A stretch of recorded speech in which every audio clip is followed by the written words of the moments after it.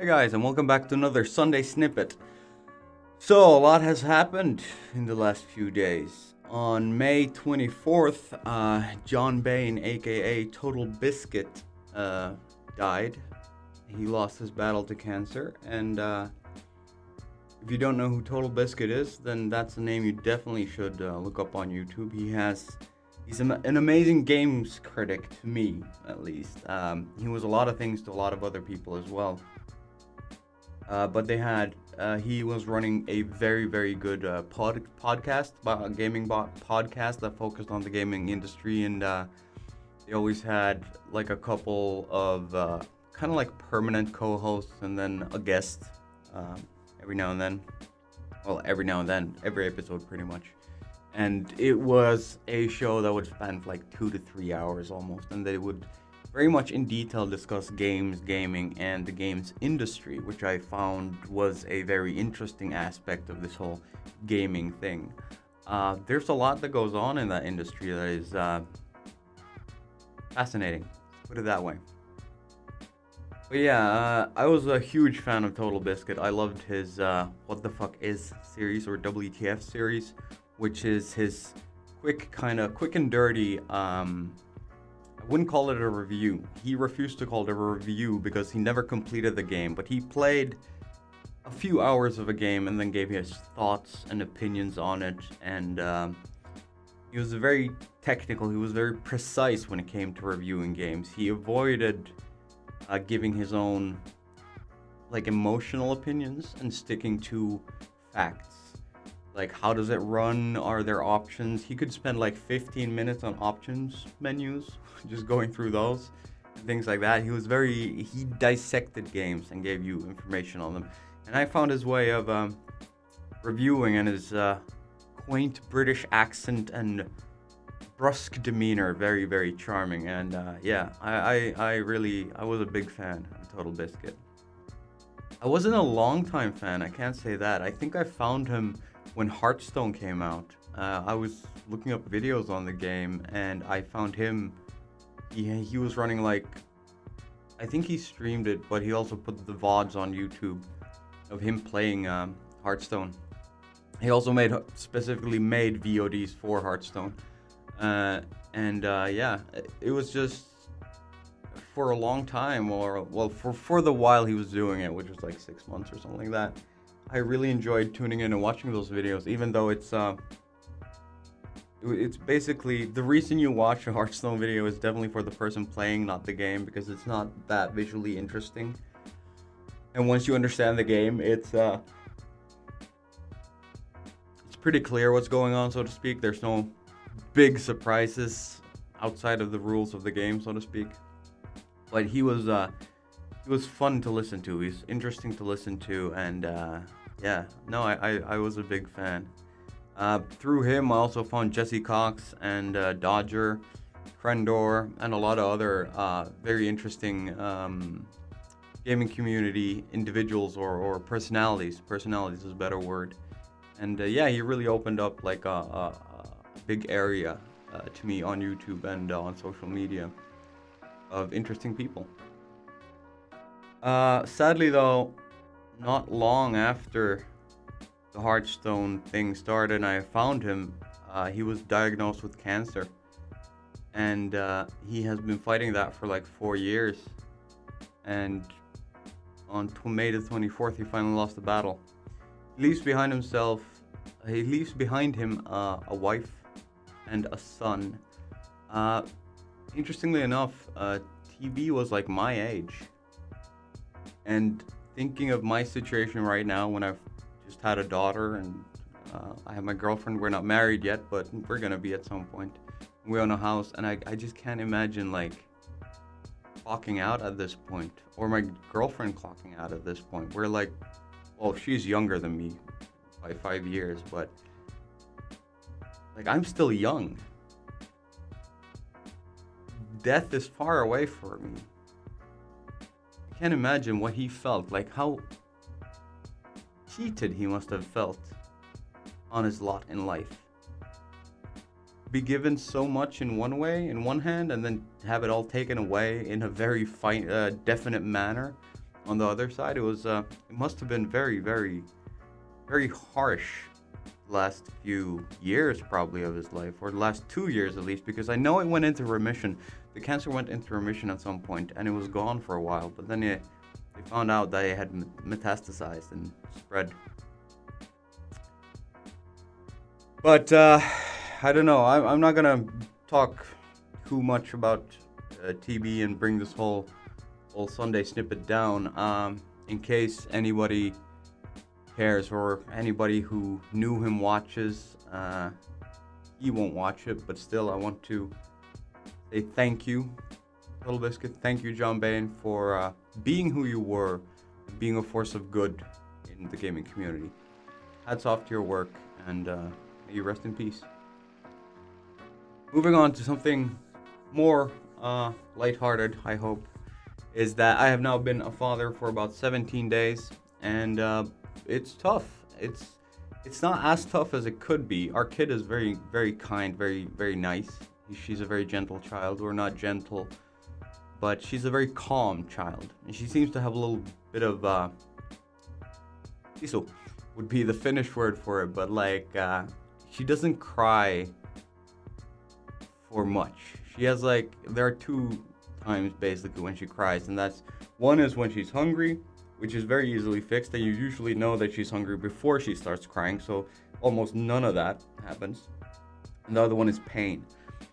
And that a little baby's crying in pain at this point, and I know it might be worrying to some, but she has gotten the whole gas bubbly thing. So like when she drinks milk, she swallows air maybe a little bit. We always burp her, of course, but then we also think that the antibiotics that she was on when she was born probably wiped her bacterial flora in the stomach, and gases are building up now that she eats, and these gases create like painful bubbles that run through her system. So every now and then, sometimes more, sometimes less, but a few times per day, and usually during night when she sleeps for a longer time, she wakes up crying in pain, and you can really tell that's pain from her facial expressions and squirming, and then maybe every now and then you can hear the release of gas in one end or the other, and she calms down for a bit, and then it builds up again. So it's been sleep for the last few nights that's been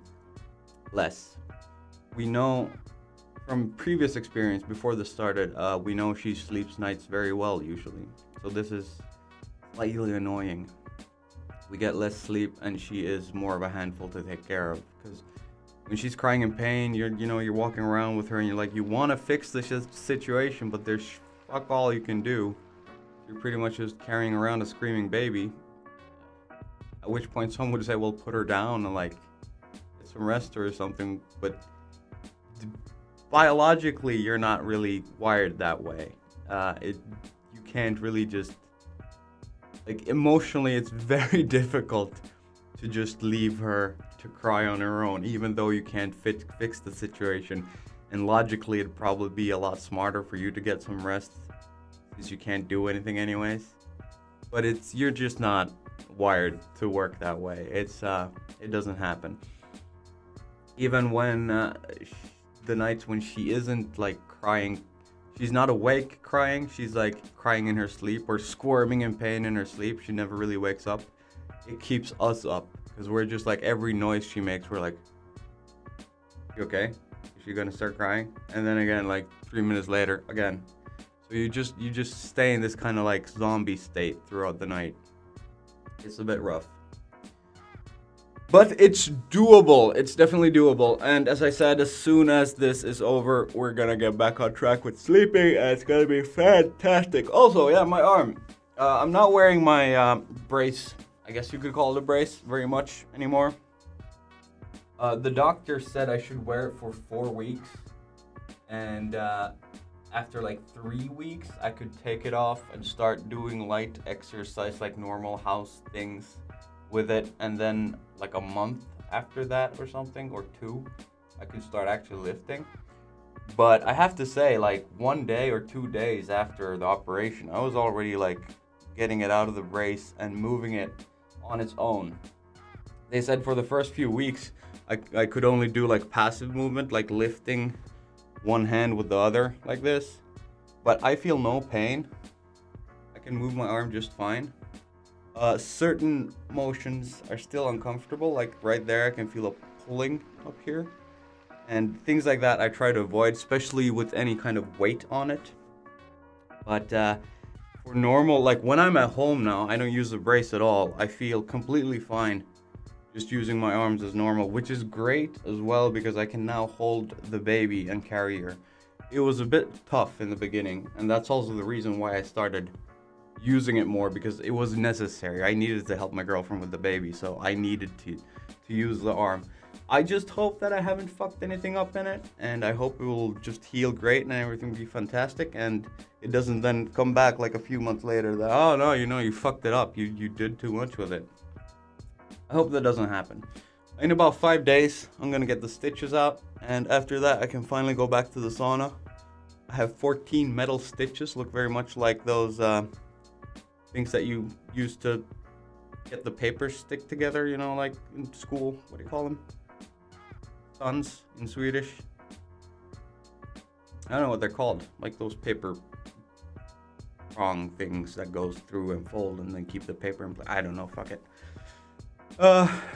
Yeah, so I'm gonna get those out on Friday, I think. And after that I can go to the sauna, which I'm missing so much. Get clean finally.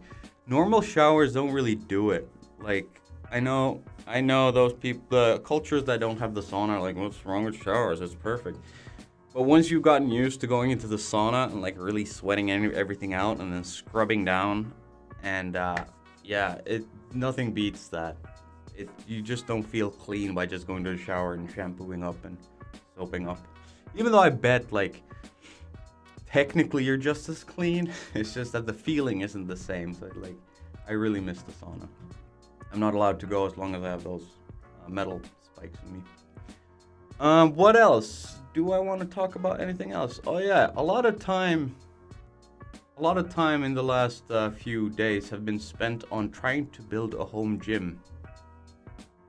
We have a building separate from, our garage is separate from the house. The garage has an upper floor which is fairly large, and since we moved here, I've been like, I'm gonna put some weights there. I'm gonna make like a little home gym for myself. But as time has progressed, my ideas have grown, and it's no longer just gonna be like a gym for me. I'm gonna make like a proper gym, not just a bench somewhere that I can lift on, but like full on, like a gym. I'm gonna make a gym, and then I'm gonna make it to this like kind of a block gym, like a gym for the block or the close area around our house. Like, I'm gonna offer it as a gym service for people so that households from around the area can actually use our gym. Since it's separate from our house and it's right down by the road, I can just put a code lock on it instead of a key lock, like electronic code lock, and I can pretty much like sell it as a service at a cheap price for like a home gym thing. Because there's the problem, there's no water in the building. There's no water in the garage. So there can be no toilet. There can be no refilling station for your water bottle.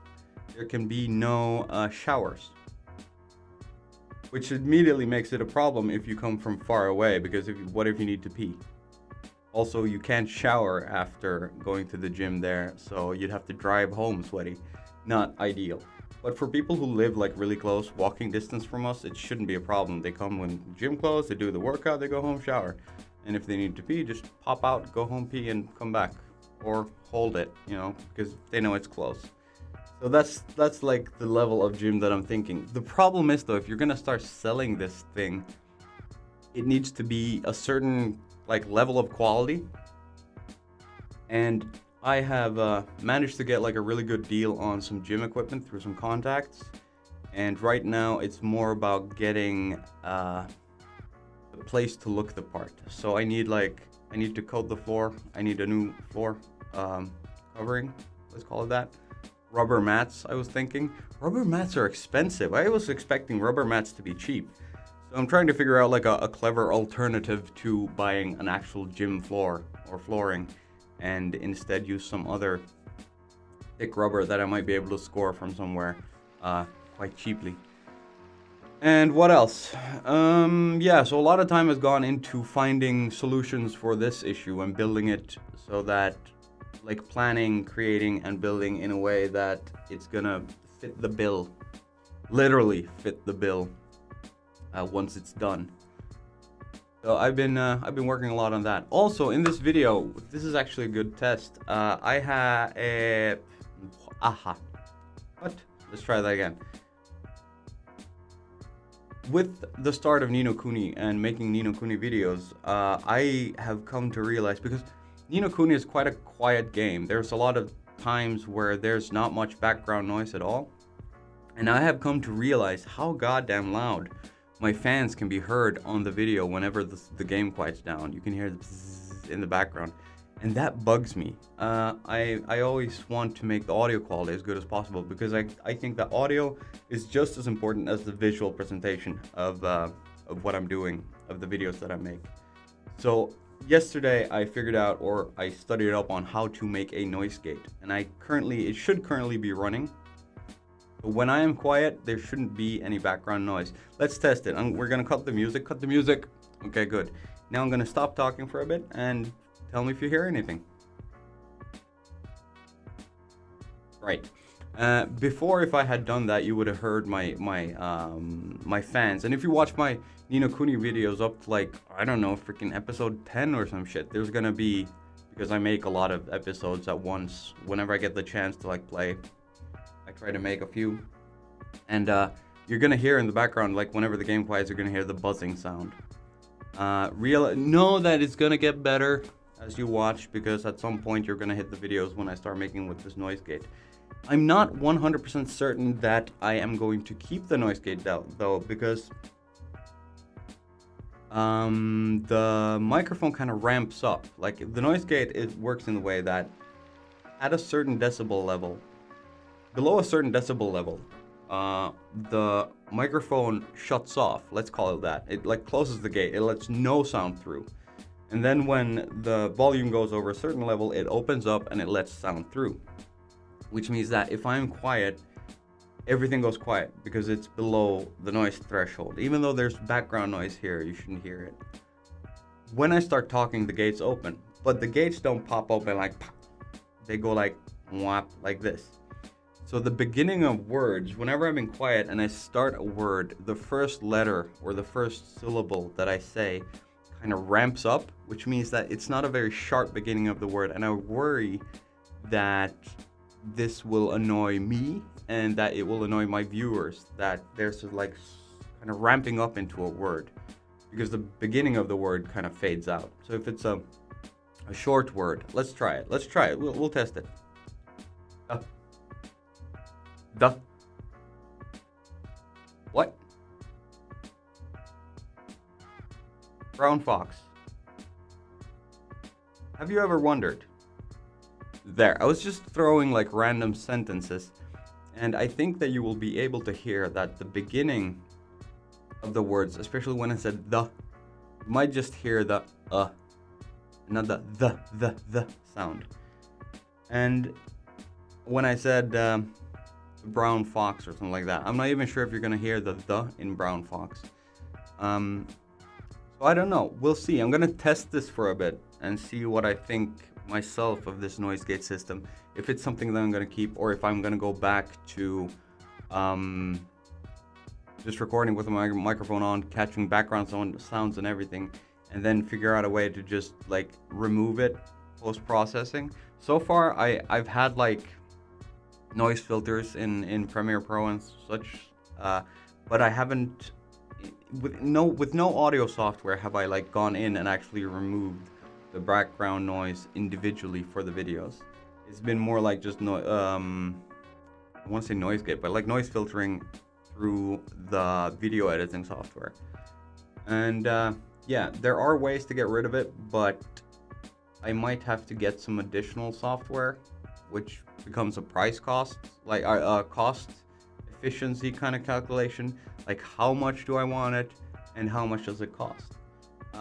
I'm hoping that this noise gate thing, which is free, can help me avoid any extra cost, because owning a house and building a gym and doing a bunch of other stuff around the house, it gets expensive quick. So yeah, the money is not, or let's see, our funds are not bottomless. That's yeah. Our funds are not bottomless. So at some point you need to kind of start thinking about what you spend money on, especially with a kid in the house. Who knows? Maybe she wants to go to college or something. Fuck. But yeah, I think that will be all for this Sunday snippet. It's been kind of calm, collected, and not much to tell. Currently, we're running Far Cry and Ni no Kuni, and the last episode I made of Final Fantasy 15 was left off on a kind of a promise that there would be one more video. But I really don't want to go back to it now. Like, there's nothing for me in the game. There's nothing left really that is interesting to do. There's like one or two things I could do. So I guess I should jump back into that game still and make like the last video of that game ever. Because replayability in that game is not great. It's really not great. It's just not. The game in itself was fun, but yeah, well, I've gone over this. Let's not review it again. But yeah, so other than that, it's like Ni no Kuni and Far Cry right now that I'm playing. I might once Final Fantasy is completely released or published, I might actually get a third one running as well. Though 2 games is calmer or easier to handle, but I don't know, 3 games variety, kind of fun.